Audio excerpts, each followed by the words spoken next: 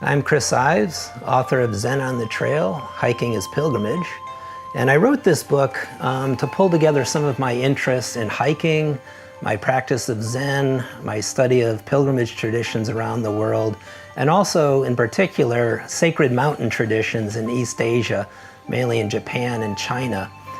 In many ways, I wrote this as my first non-academic book because I wanted to really think about my own life, not just these topics like a scholar would address them. And so in many respects, what the book is my attempt, at this point in my own life, to connect some dots. I grew up in rural Connecticut as a child, spent a lot of time in the woods, and long before I became exposed to Buddhism,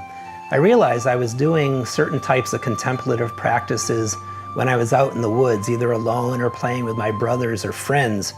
And then after I started studying and practicing Buddhism, especially Zen, I started becoming interested in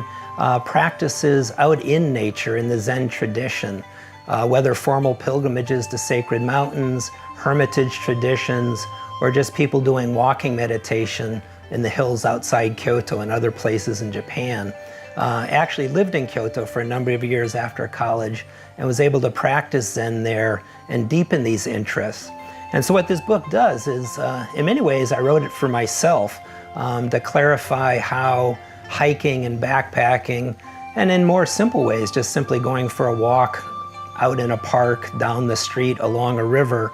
is a kind of spiritual meditative practice for me that's informed especially by Zen, meditative and pilgrimage traditions, and other parts of Buddhism. I think this book will appeal not simply to scholars of Zen, but to people who may find themselves loving getting out into the woods, on the trail, or maybe just out back in the garden, and think about going out into nature as a kind of contemplative or meditative